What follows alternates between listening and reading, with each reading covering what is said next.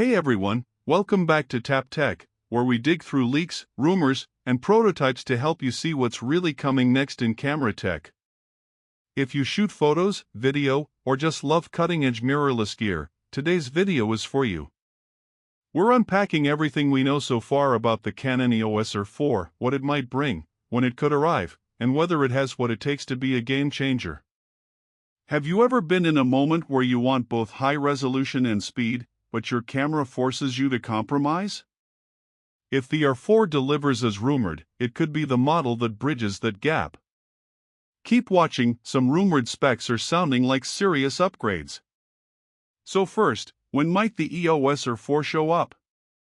Sources suggest Canon is working on it, but the release window is still uncertain. Multiple leaks point toward the late 2025 timeframe.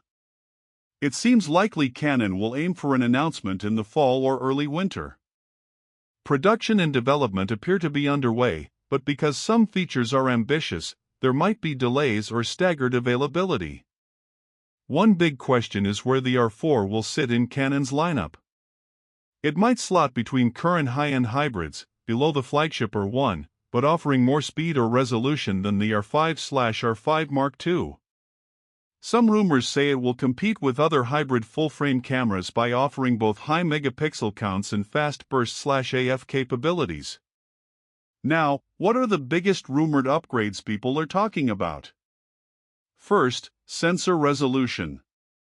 The EOS R4 is rumored to have a full-frame sensor with somewhere between 50 to 60 megapixels, possibly even 63 MP in some versions. That kind of resolution brings more flexibility for crops, more detail in large prints, and better dynamic range if Canon handles the sensor, processor, and noise well. Speed is another rumored strength. Some leaks suggest the R4 will have very good burst performance, fast frame rates with large buffer, possibly rivaling or exceeding current models when it comes to continuous shooting. If Canon can pull off high FPS with high resolution, it would be a big win for wildlife, action, sports, or any fast-moving subject. Autofocus is expected to get serious improvements. Dual-pixel CMOS AF seems almost certain, maybe an updated version. Smarter subject recognition/tracking, better eye and face detection, better performance in low light. Canon has been refining its AF systems steadily, and with the R4, there are rumors it will bring next-level tracking, maybe more points, better reliability in difficult lighting or contrast conditions. Video specs. The EOS R series has been pushing video increasingly.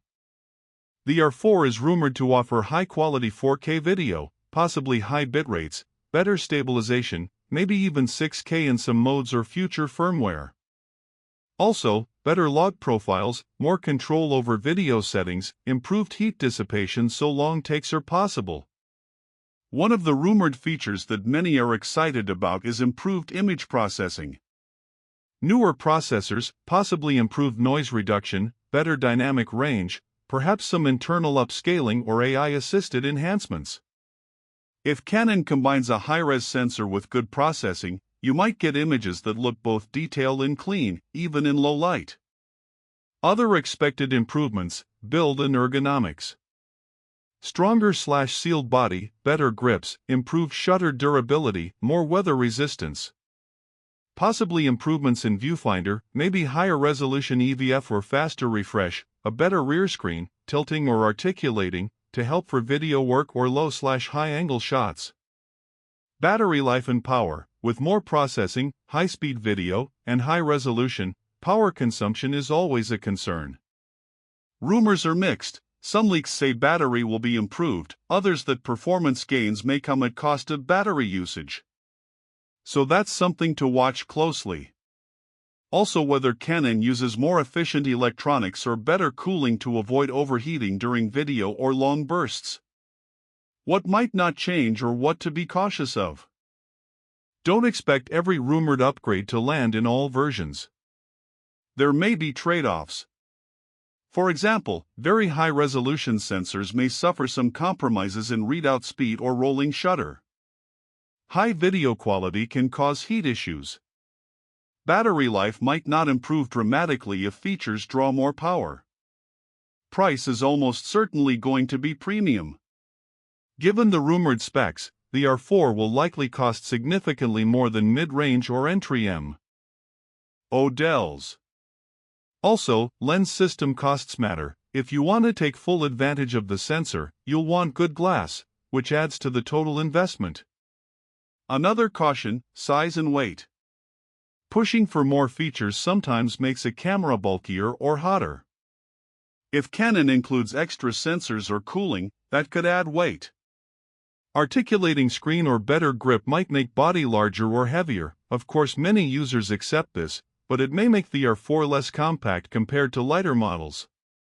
Let me drop a hook moment here. Imagine being on a wildlife trip, needing to capture a sweeping landscape and sunrise, then switching quickly to track a fast-moving bird, then doing video without overheating, all with one camera.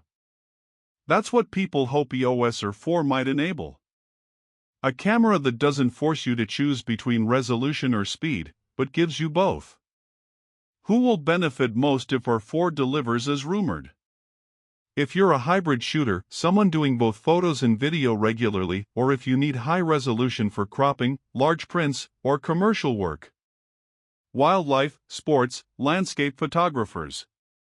Also content creators who need long video takes, high frames per second, or better low light. If you push your gear hard, R4 could be a big upgrade. And who might be okay sticking with existing gear? If your use is more casual photography, travel, family, social media posting, or you don't need extreme resolution or video performance, existing EOS R5/R5II/R6/R3 might already do everything you need. The differences might be noticeable, but maybe not enough to justify an upgrade immediately. So, summarizing, EOS R4 is likely to arrive in late 2025.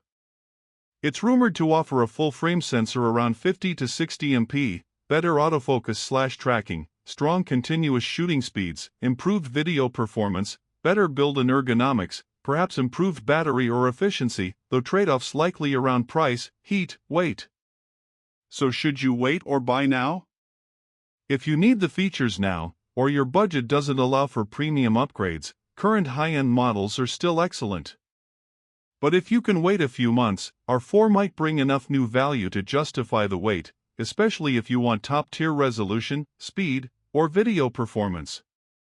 That's everything we know so far about the Canon EOS R4. If you found this breakdown helpful, make sure to hit that like button, subscribe to Tap Tech, and ring the bell so you don't miss the official announcement. Thanks for watching Tap Tech. Keep creating, stay inspired, and I'll see you in the next one.